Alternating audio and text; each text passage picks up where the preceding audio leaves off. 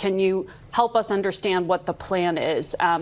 You know, a number of industries in this country hire undocumented workers because they are cheap labor. On day one, are you going to restart raids on work sites, on construction sites? The President Trump's been clear, as I've been clear from day one, that the President is going to concentrate on public safety threats and national security threats. And have you heard from your previous segments, we have a huge national security issue in this country. The southwest border has become the biggest national security vulnerability we've seen in this nation. FBI Director Wray agrees with me. We know there's people in this country who pose a national security threat. They've arrested a record number of people on the terrorist watch list, a 3,500% increase in people on the terrorist watch list being arrested at the border. We got over 2 million known gotaways. We know 2 million people crossed the border, weren't arrested, weren't vetted, weren't fingerprinted. So you got to ask yourself. Want to really see something that said, take a look at what happened. Hey. Why this beat so cold? We will make America proud again. When you try to, we will make America wealthy again. And yes, together, we will make America great again. Oh boy, I couldn't wait to get into this. Trump's Border Czar is once again putting them mop the floor with this host, and she's a disgrace. CBS has a lawsuit pending. She started this thing off with a lie. January 20th can't get here any faster. We are 11 days away. God bless them beautiful patriots around the world. And I hope everybody is blessed, well, and healthy. I am ready for this certain mop the floor. Common sense is coming back. It's here on day one. Not day two, not day three, on day one. Hope y'all are ready. Let's check it out. We go now to Tom Homan. He will serve as Mr. Trump's border czar, and he joins us this morning from Naples, Florida. Good morning to you, sir. Good morning. Deportations are now at a decade high. They were at the end of 2024, nearly 300,000 people deported by the Biden administration.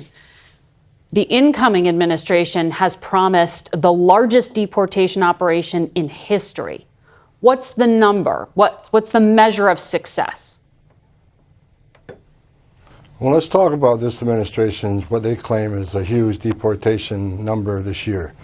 Actually, if you drill into the numbers, about 80% of those numbers are actually Border Patrol arrests. Again, like I told y'all, started it off with a lie. One of the worst administrations. And then actually the administration ought to be deeply investigated, and CBS News ought to be stripped from their license. I mean, just they even have a lawsuit pending. A disgrace. But let's continue. Enforcement remove operation of ICE process and move back across the border. They weren't in terror enforcement arrests. If you look at the historic number of illegal entries the last 4 years, ICE, Immigration Customs Enforcement, has the lowest number of deportations in the history of the agency.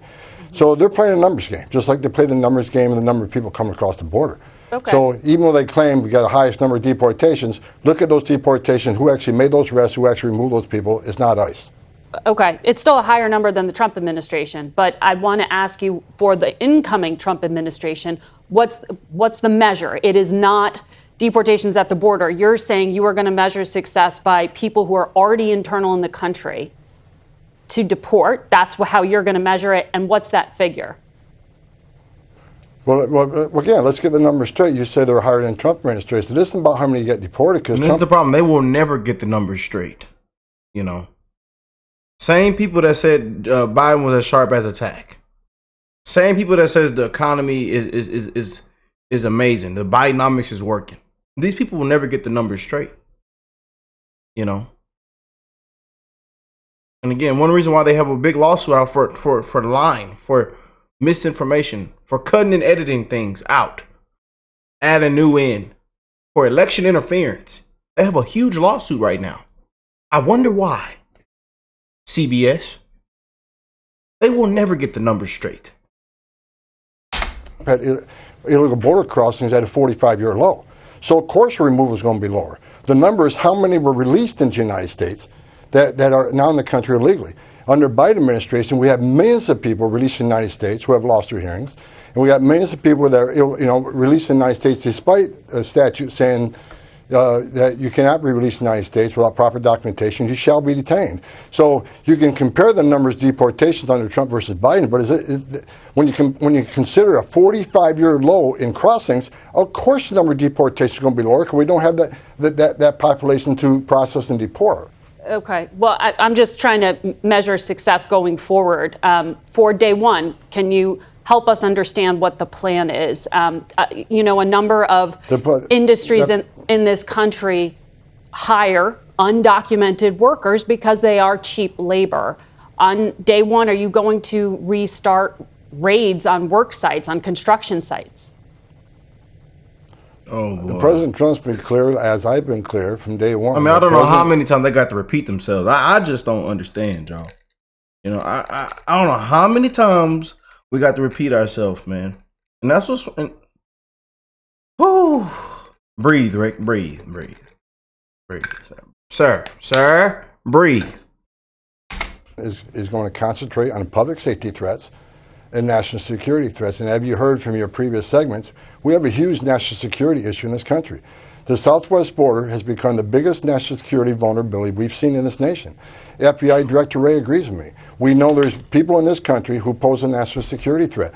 They've arrested a record number of people on the terrorist watch list, a 3,500% increase in people on the terrorist watch list being arrested at the border.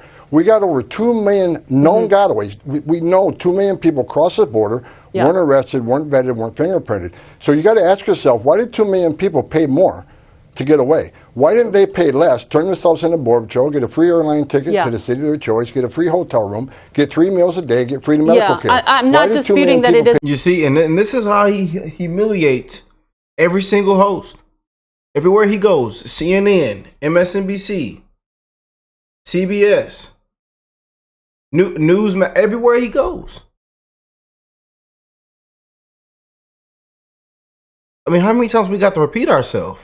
Man.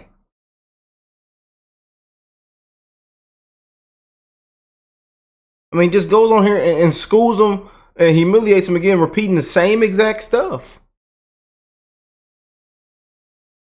Y'all wasting everybody's time. We ready for January 20th on day one. Because this has been an absolute disgrace, what is taking place, what they've allowed to happen. It's a disgrace.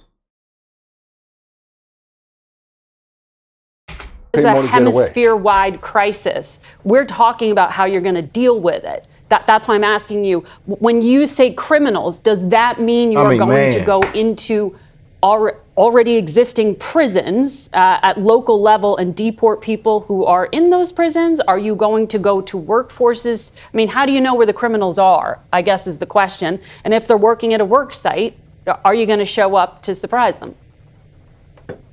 Well, look, we know where a lot of the criminals are. ICE they're great at this work. We know where some are, but they simply haven't been able to go arrest them because the Secretary of Mayorkas' priorities, it handcuffed ICE. So we know where a lot of criminals are. They've been prevented from arresting that we're going to arrest starting day one. As far as being in jails and prisons, we would love to work in local jails, but sanctuary cities won't allow us into those jails. It's much easier to arrest a public safety threat and the safety and security of public jail than out in the street, because the officers are safer that way, the aliens safer that way, the community is safer that way. But sanctuary cities who continue to release public safety threats back in the community, to the immigrant community, it puts that community at greater risk of crime.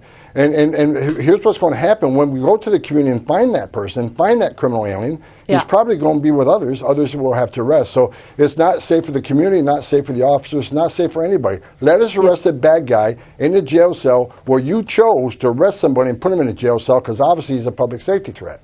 Okay, what you just said in there, it sounded like you were talking about collateral arrests. So you're going to target people you know are criminals, but if they happen to be living in a house where there are other undocumented people, you're going to sweep them up too. That's what I think you were just saying there. I wonder how you're going to parse out some of those collateral arrests. For example, will Dreamers be protected? Donald Trump has said he wants to work with Democrats to protect them and give them status. That takes a long time in Congress. what do you do in the meantime? How do you make sure they're not caught up in a dragnet? Look, every person ICE arrests, they do what we call a fugitive operations spreadsheet. They know exactly who they're going to arrest. They know exactly where they're probably likely to find them, and they have a lot of information on that arrest. Other people that are there that may be illegal, they'll handle by case basis. Okay. The concentration, I want to be clear on some public safety threats. If more agents in the jails means less agents in the neighborhoods. That's why I'm pleading with sanctuary cities. Let us in the jail to arrest the bad guy. That way you're not forcing in the community. So, if you go to an immigrant community and ask them, would you rather have ICE operating in your local jails, or would you want them in the community? What do you think they're going to say? They don't want bad criminal aliens in their neighborhoods either. So let us work with the jails. Let us work with law enforcement. Sanctuary cities are not safe for the immigrant community. They're not safe for our officers. Okay, so that's like Secure Communities Act kind of action. But then where do you send people? Because some of these countries like Venezuela don't accept deportations right now. Mexico's president indicated her country might be willing to receive non-Mexican migrants who are deported. How does that work? Does the U.S. pay Mexico to then ship those people off somewhere else? Well, first of all, we got President Trump coming in the Oval Office, and he's proven during his first administration his leadership on illegal immigration was a game changer because, for instance, El Salvador wouldn't take back MS-13 members when I was the ICE director. It took President Trump 48 hours to get El Salvador to take back their criminal aliens into their prisons. Oh, boy. Mexico didn't want to do the Remain in Mexico program, but President Trump was able to get Remain in Mexico established in Mexico. He was able to get Mexico put military in the southern and northern border. President Trump's a strong president. This administration has not forced these countries to take them back. And we have what we call a third safe country. We already have countries talking about taking back people from other countries. If for instance, Venezuela don't want to take their people back, there's other ways we can do it. There's other countries be willing to accept them. We're hoping that President Trump will work with Venezuela and like he did with Mexico and El Salvador and get these countries taken back. If they don't, they're still going to be deported. They're just going to be deported to a different country.